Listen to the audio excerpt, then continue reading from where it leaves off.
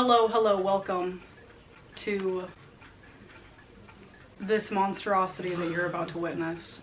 I am so deeply sorry for this. I'm just gonna say this was her idea. This is her pick. This man's a mess.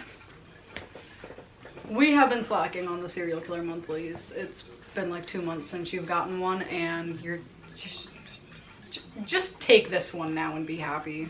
We're trying. Dennis Nilsen. He was born on November 23rd, 1945 in Fraserburgh, Scotland. There's gonna be some names in here I'm probably not gonna know how to say. He was the second of 3 kids to Elizabeth Duthie White and Olav Magnus Moksheim. They adopted the surname Nilsen. Thank the Lord for that. They had married in May of 1942 and moved into Elizabeth's parents' house. Moksheim was a Norwegian soldier who traveled to Scotland in 1940, and their marriage was pretty difficult. His father didn't take marriage seriously and was always too busy with his duties with the Free Norwegian Forces and didn't attempt to spend much time with his wife or even find a new home for them. Like, remember, they're still living with Elizabeth's parents. After Elizabeth had her 3rd child, she realized she had rushed into marriage without thinking. In 1948, they were divorced. So their marriage lasted 6 years. Elizabeth's parents had never approved of her choice of husband, and so after the divorce, they were really supportive of her. Nilsen was a quiet but adventurous child. His early memories consisted of going on long countryside walks, carried on the shoulders of his maternal grandfather. Now these two, they had a very close relationship, and it plays very much into his childhood and probably why he was the way he was. Nilsen later recalled these walks as being very long along the harbor, across the wide stretch of beach, up to the sand dunes, which rise 30 feet behind the beach, and onto Inveralchi.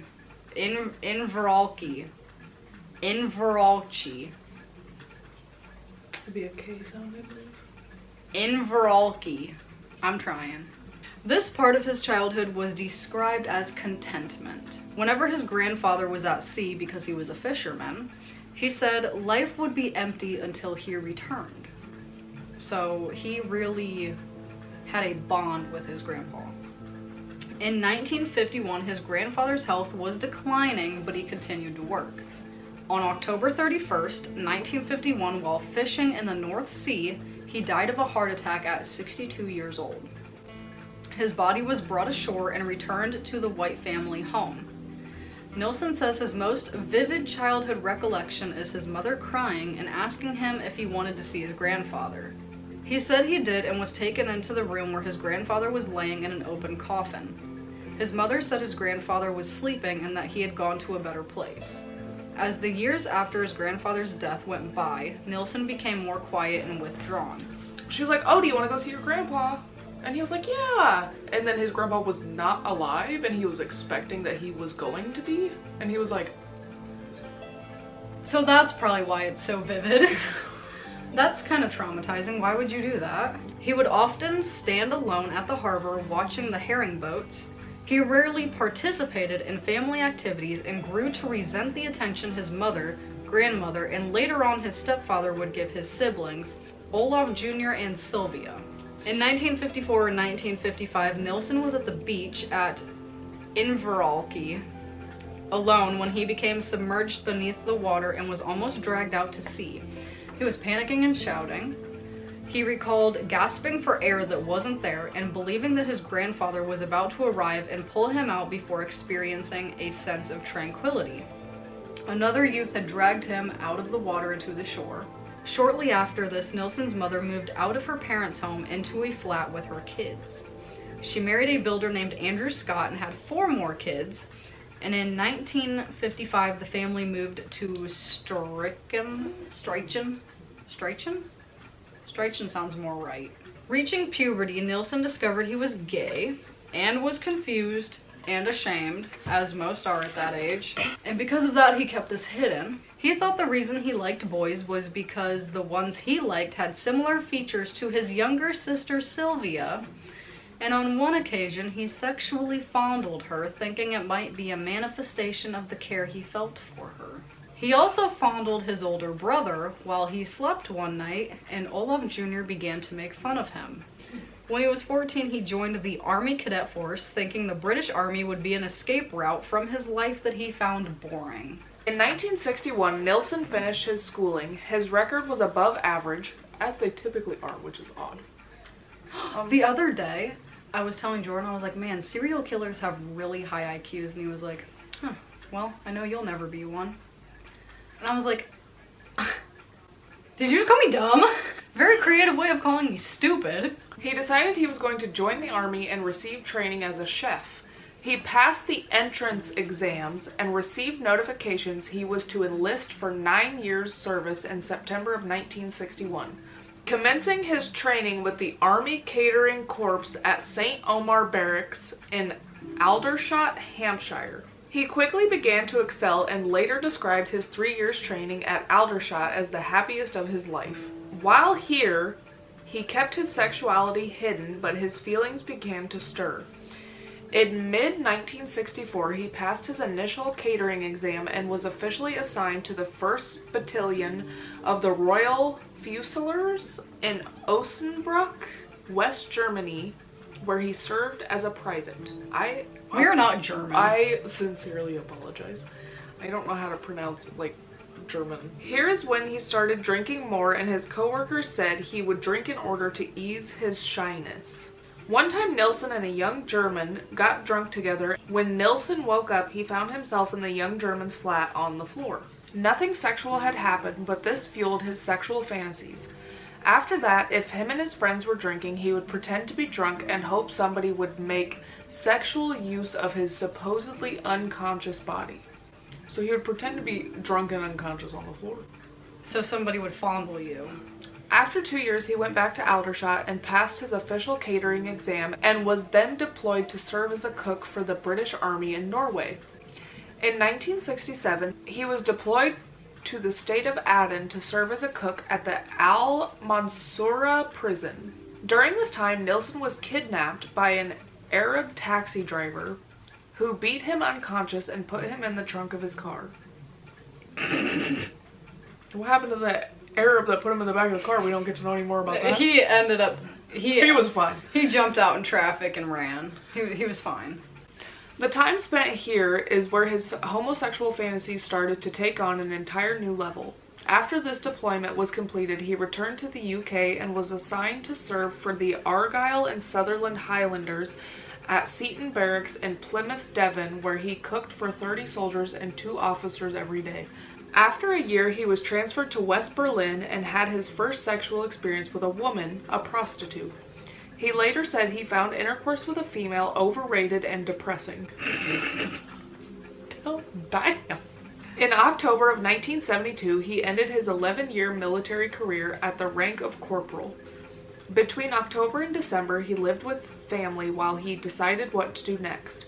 His mother would voice her concerns about his lack of a girlfriend or wife. Nilsen went with his older brother and his sister-in-law to see a documentary about gay men. And why? Why would you do that? Nilsen spoke in defense of gay rights when the majority was against it, and it led to Nilsen's brother telling their mother he was gay. Mom, Dennis is gay! Nilsen never spoke to his brother again and had sporadic written contact with the rest of his family. He joined the Metropolitan Police and moved to London in December. In April of 1973, Nilsen finished his training and was posted to Willesden Green. He enjoyed the work but missed the army. In the evenings, he would drink alone. In 1973, in the summer and fall, he started going to gay bars and having casual romances with other men. He ended up wanting a lasting relationship. After a failed relationship in August, Nilsen decided that his personal life was at odds with his job. His birth father also died that month. In December, he resigned from the police. Between December of 1973 and May 1974, he worked as a security guard. but it wasn't a very steady job, and he was looking for something that would be more stable, more constant employment. In May of 1974, he started working as a civil servant. At work, he was known to be quiet, and his attendance record was considered mediocre, but often asked to work overtime, which made people think he was lonely. In 1979, Nilsen was appointed acting executive officer. Now, how are you going to have a mediocre showing up record, attendance record, and then get promoted to acting executive officer? In June of 1982, he transferred to another job center in Kentish Town and was at this job until his arrest. In November of 1975, 20-year-old David Gallichan was being threatened outside a pub by two other men. Nilsen witnessed this and intervened and took Gallichan to his room at 80 Teaganmouth Road in Cricklewood district of North London. They spent the evening drinking and talking. The next morning, the men agreed to live together in a larger home. Pardon? I guess we in this together now, man. Together they viewed a flat at 195 Melrose Avenue in Cricklewood and moved in. Okie doke. Nilsen made a deal with the landlord to where they could use the garden at the back of the property. Within a year of them living together, they started to show signs of strain in their relationship. Yeah, you moved in with each other after the first night together. What the heck? They slept in separate beds and started to bring home casual partners. Gallichan later said that Nilsen had never been physically violent to him, but he was verbally abused. Gallichan told investigators later on they had a bad argument in May of 1977, and Nilsen demanded that he leave the home, so Gallichan had to end the relationship. Over the next 18 months, Nilsen had many brief relationships with several young men. None of them lasted more than a few weeks. In 1978, he was spending most of his time alone and had been through 3 failed relationships. Now, this is just info on the killings because he was very methodical and did the same thing pretty much every time. So I didn't want to add it in every single time or else we'd be here for freaking ever. So, a brief description. Between 1978 and 1983, it is said Nilsen killed a minimum of 12 men and boys and attempted to kill 7 others. Initially, he confessed to killing about 16 victims. The majority of the victims were homeless or gay, or both. The others were heterosexual people he would meet in bars, in public, or outside his own home. All of the murders were committed at the 2 addresses that he lived at. We just talked about the first one. We'll talk about another one here coming up. Another one. They were all lured to his house with the promise of food, shelter, or alcohol, or a combination of all 3 sometimes. Once they were inside, they were given food and alcohol and then strangled until they were unconscious. If the victim was strangled, he would drown them in his bathtub or a sink or a bucket of water before having a ritual where he bathed, clothed, and retained the bodies inside his residences for several weeks or months before he dismembered them. Once bathed, Nilsen draped the victims around him as he talked to them. All of the victims' belongings were destroyed so they could become a prop in his fantasies. All victims between 1978 and 1981 at his home in Cricklewood were disposed of by bonfire. He would remove their internal organs and dispose of the bodies behind the fence, behind his flat, or close to Gladstone Park. The victims killed in 1982 and 1983 at his other home were kept at his flat with their flesh and smaller bones flushed down the toilet. He admitted to engaging in masturbation as he viewed the nude bodies of several of his victims and to have engaged in sexual acts with 6 of his victims' bodies, but he was clear that he never penetrated any of the victims. Stephen Holmes, a 14-year-old, is the first victim of Nilsen's. On December 30th, 1978, Holmes saw Nilsen in the Cricklewood Arms pub. Holmes had tried to buy alcohol, but was unsuccessful. Nilsen had already been heavily drinking alone on the day that he met Holmes.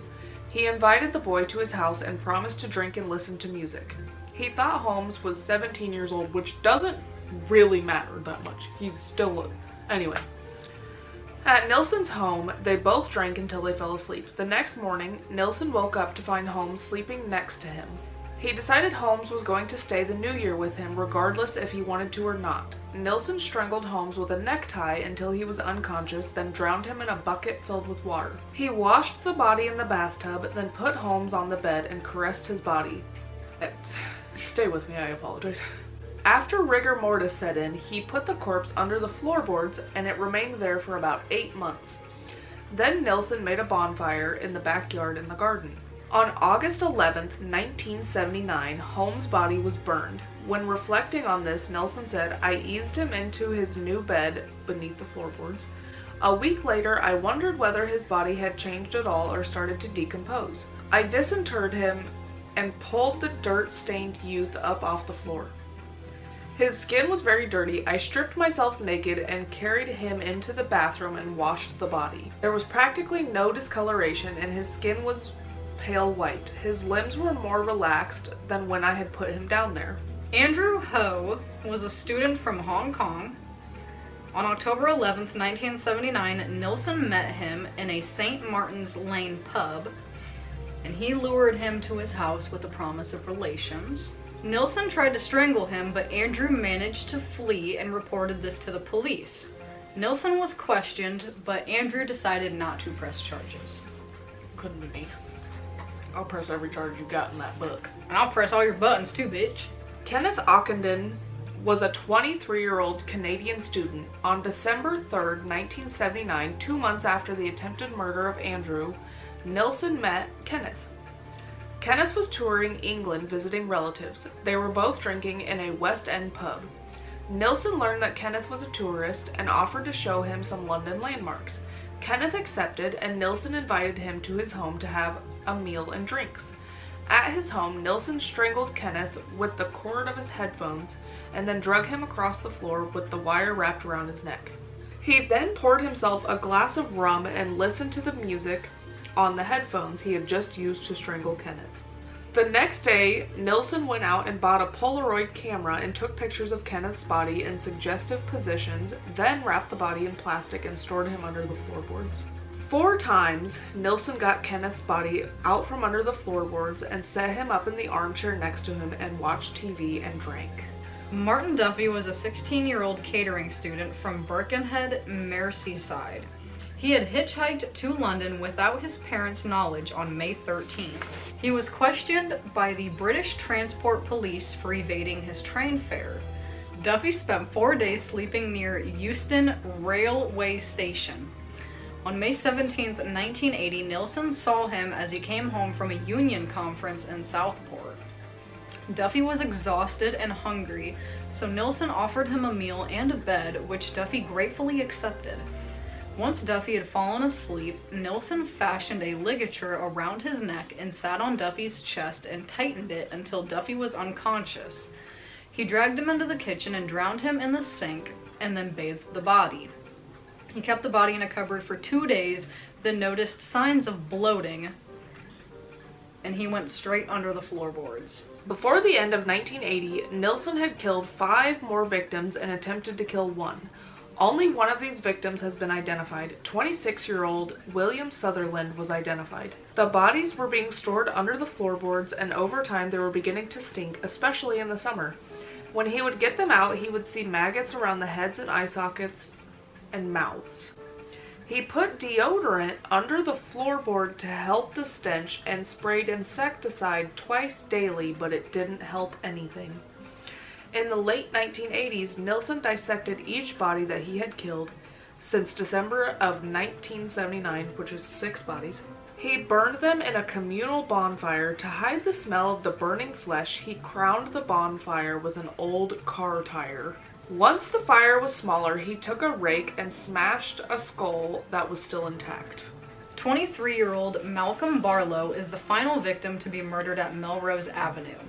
On September 17, 1981, he found him slumped against a wall outside his home. Barlow said his epilepsy medication caused his legs to go weak. Nilsen walked Barlow to his house and called an ambulance. The next day, Barlow was released and went back to Nilsen's home, allegedly to thank him. Nilsen invited him in and ate a meal with him, then fell asleep on the couch after drinking rum and coke. Nilsen strangled Barlow with his hands while he slept and stowed him under the kitchen sink the next morning. Nilsen's landlord decided to renovate and asked him to leave. At first he didn't want to, but he accepted an offer of 1,000 euros from the landlord to leave. The day before he left, he burned the rest of the dissected bodies he had in the home. Can you imagine asking your tenants to leave when they have to take all the skeletons out of their closet first? And then your landlord has to pay you to leave because you don't want to leave. On a weekend, I would sort of pull out the floorboards, and I found it totally unpleasant, and would get blinding drunk, so I could face it, and start the dissection on the kitchen floor.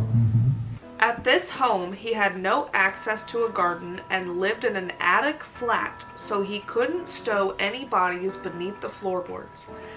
Anybody he lured to his flat for 2 months were not assaulted, but he did try to strangle 19-year-old Paul Nobbs, but he stopped himself. A man of restraint, if you will. 23-year-old John Howlett was drinking in a pub in March of 1982 when Nilsen saw him. Nilsen lured him to the flat to keep drinking. They watched a film and Howlett fell asleep in Nilsen's bed. Nilsen tried to wake him up an hour later, but couldn't get him awake, so he decided to kill him. Howlett put up a great fight, and Nilsen didn't think he was going to be able to kill him by strangling him, so he filled up his bathtub and drowned him. I feel like it would take just about as much force to get somebody into a bathtub. And hold their head underwater. I'm not understanding the... You know, I don't know. For over a week after this murder, Nilsen's neck had finger marks showing how big a fight Howlett put up. Carl Stoddard was a 21-year-old gay man who was drinking at the Black Cap pub in Camden in May of 1982. Nilsen began talking to him and found out that Carl was depressed over a failed relationship. He was lured to Nilsen's flat and fell asleep on an open sleeping bag. He woke up to Nilsen strangling him and whispering, "Stay still!" What a creep. Later at Nilsen's trial, Carl said at first he thought Nilsen was trying to free him from the zip of the sleeping bag before going unconscious. He then heard running water and realized he was underwater and that Nilsen was trying to drown him. Carl lifted his head above the water and gasped, "No more, please, no more," before being pushed back under. Once Nilsen believed he was dead, he went and sat in his armchair.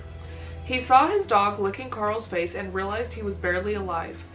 He increased Carl's circulation by rubbing his limbs and covered his body in blankets and laid him on the bed. When Carl woke up, Nilsen hugged him and told him that he was strangling himself on the zip of the sleeping bag and Nilsen had saved his life. For 2 days, Carl was in and out of consciousness, but when he was well enough, Nilsen took him to a railway station and said he hoped they would meet again and left him there. Graham Allen was a 27-year-old and was attempting to hail a taxi in Shaftesbury Avenue. Nilsen offered to take him to his flat for a meal, which was accepted. Allen's body was left in the bathtub for 3 days before being dissected on the kitchen floor. 20-year-old Stephen Sinclair is the last victim of Nilsen's. On January 26th, Sinclair was last seen with Nilsen walking in the direction of a tube station. Sinclair fell asleep at Nilsen's and was strangled with a ligature made from a necktie and a rope. Nilsen noticed that Sinclair had several deep cuts on his wrists where he had tried to commit suicide. Nilsen did the usual dissection and tried to dispose of the flesh, internal organs, and smaller bones of all 3 victims killed at Cranley Gardens by flushing their dissected remains down the toilet. Why are you... I don't know. On February 4th, 1983, he wrote a letter to his estate agents complaining that the drains were blocked. The next day, he wouldn't let a friend enter his place because he was dissecting Sinclair's body on the kitchen floor. Michael Catron, a Dino Rod employee, was the first one to find out about Nilsen's murders. He was the one to come and fix the plumbing issues. The plot thickens. He opened a drain cover at the side of the house and realized it was packed with a flesh-like substance and many small bones. He reported this to his supervisor, Gary Wheeler. It was nighttime when Katrin found this out, so they decided to wait until the next morning to investigate any further. The next morning, Nilsen and another tenant, Jim Alcock, was talking with Katrin about what this stuff was. Nilsen said, "It looks to me like someone has been flushing their Kentucky Fried Chicken." Katrin found scraps of flesh and 4 bones in a pipe leading from the drain that went to the top flat of the house. They called the police right then and there. Thank God.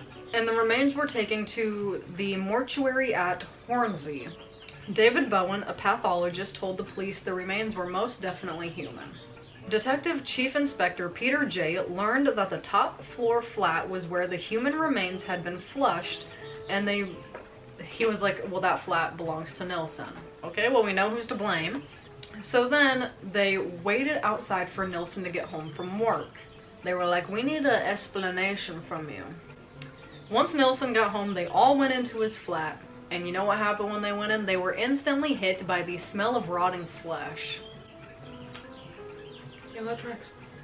It was absolutely incredible, but unfortunately, it was a smell that we, as police officers, were aware of. And as soon as we walked in his door, we knew that some dead body was lying somewhere within that flat. Nilsen questioned why the police were interested in his drains and was told that the blockage had been caused by human remains. Nilsen looked at them and said, "Good grief, how awful," as if he was not the one that caused it. Okay, Charlie Brown. Jay said, "Don't mess about, where's the rest of the body?" Calmly, Nilsen said it could be found in 2 plastic bags in a nearby wardrobe. They didn't open it yet, but instead asked if there were any other body parts to be found. So Nilsen looks at them and says, "It's a long story. It goes back a long time. I'll tell you everything. I want to get it off my chest. Not here, at the police station." He was then arrested under the suspicion of murder. Suspicious. He did not resist at all. He was very, very calm, surprisingly so. And I think we were more shocked than him that he was so very quick to admit what he'd been up to. I mean, it wasn't until we got into the car, I took him into the car, and it was like we were 2 mates heading back to the police station. He was just rambling on about this and that. But there was something certainly in my mind that concerned me, and that was the size of the 2 bin bags. I thought, well, this man had killed someone. He certainly killed a big person. On the way to the station, he was asked if the remains belonged to 1 person or 2. And he said, 15 or 16, since 1978. And I said, "Dennis," how many bodies are we talking about here? He said, I said, 1 or 2. He said, and he just turned around to me, looked me in the eye, and he said, 15 or 16. That evening, the plastic bags were removed and taken to the Hornsey mortuary. 1 bag had 2 dissected torsos and a shopping bag of various internal organs. The other bag had a human skull with almost no flesh left on it, a severed head, and a torso with arms attached but missing the hands. On February 10th, Nilsen confessed in an interview, saying there were more remains in a tea chest in his living room and other remains inside an upturned drawer in his bathroom. He confessed to everything he did at both addresses. Under English law, the police had 48 hours to either charge Nilsen or release him. Professor Bowen was able to assemble the remains of the victims killed at Cranley Gardens on the floor of Hornsey Mortuary. The fingerprints matched Sinclair. On February 11th at 5:40 p.m., Nilsen was charged with Sinclair's murder. Nilsen was interviewed 16 times and totaled over 30 hours. They asked me how many there were, and I didn't really know. I just gave them a figure. And because I was cooperating with the police, I decided I'll stick with it. You know. There were three of those victims were invented just to complement the continuity of evidence of the police. Because when asked for a motive, he said, "I'm hoping that you will tell me that." He was asked if he had any remorse for the crimes, and he said, "I wished I could stop, but I couldn't. I had no other thrill or happiness." And that he took no pleasure in the act of killing, but worshipped the art and act of death. February 11th, 1983, Nilsen was formally charged with the murder of Stephen Sinclair. He was transferred to HMP Brixton until his trial. He believed he would be viewed as innocent until proven guilty. That's supposed to be how it works. Bro, you already guilty. Once you confess, you're not innocent anymore. He refused to wear his uniform because he believed it to be a breach of prison rules. He threatened to just not wear any clothes. Just walk around naked. And so they were like, you can't leave your cell then. On August 1st, he threw out the remains of his chamber pot out of his cell, and it landed on several prison officers. They got covered in poo-poo. I'm pissed. On August 9th, Nilsen was found guilty of assaulting prison officers and spent 56 days in solitary confinement. Nilsen was committed to stand trial at the Old Bailey on 5 counts of murder and 2 of attempted murder. Nilsen was originally going to plead guilty to each charge with his solicitor Ronald Moss, but 5 weeks before the trial, he dropped Moss and decided to be represented by Ralph Hames, who said to plead not guilty by diminished responsibility. On October 24th, 1983, Nilsen was charged with 6 counts of murder and 2 of attempted murder. The main dispute was not about him killing, but his state of mind while he was doing it. Douglas Stewart was the first witness to testify, saying that in November of 1980, he fell asleep in a chair at Nilsen's and woke up to his ankles bound to a chair and Nilsen strangling him with a tie. Stewart overpowered Nilsen and told him to take his money, left to make a report to the police, which the police later dismissed as a lover's quarrel. They need to stop doing that. Written statement made by Nilsen to DCI Peter J. in February of 1983. When under pressure of work and extreme pain of social loneliness and utter misery, I am drawn compulsively to a means of temporary escape from reality. This is achieved by taking increased amounts of alcohol and plugging into stereo music, which mentally removes me to a high plane of ecstasy, joy, and tears. This is a totally emotional experience. I relive experiences from childhood to present, taking out the bad bits. When I take alcohol, I see myself drawn along and moved out of my isolated prison flat. I bring with me the people who are not always allowed to leave because I want to share my experiences and high feeling. 2 psychiatrists were called to testify for the defense, and Paul Bowden testified in rebuttal of them and concluded Nilsen to be a manipulative person who had been capable of forming relationships but had forced himself to objectify people. On November 3rd, 1983, the jury retired and returned the following day.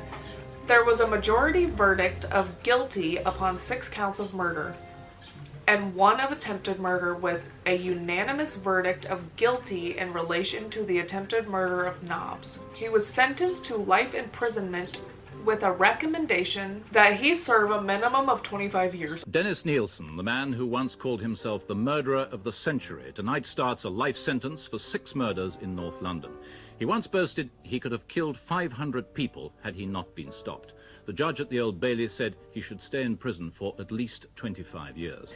Nilsen began his sentence at HMP Wormwood Scrubs. They got some interesting names for prisons there. He was a Category A prisoner, so he was assigned his own cell and could mix with the other inmates. In December of 1983, Nilsen was cut on the face and chest with a razor blade by inmate Albert Moffat. He needed 89 stitches. After that, he was shortly transferred to HMP Parkhurst and then transferred to HMP Wakefield and stayed there until 1990.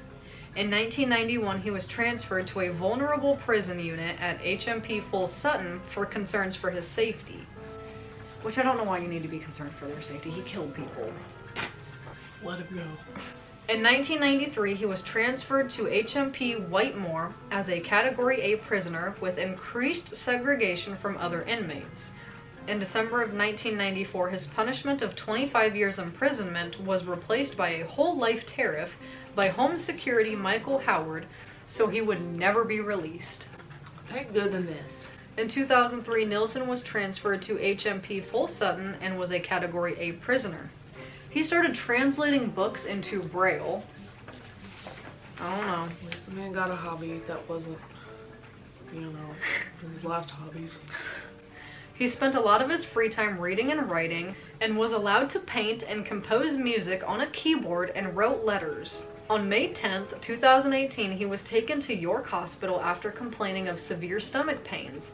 He had a ruptured abdominal aortic aneurysm. It was repaired, but he suffered a blood clot as a complication of the surgery.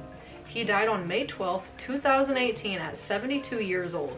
He lived too long, in my opinion. His immediate cause of death was pulmonary embolism and a retroperitoneal hemorrhage. And that was the life history of Dennis Nilsen. Thank you for sticking with us to this moment if you have. My stomach will not stop growling. Like and comment and subscribe if you liked that.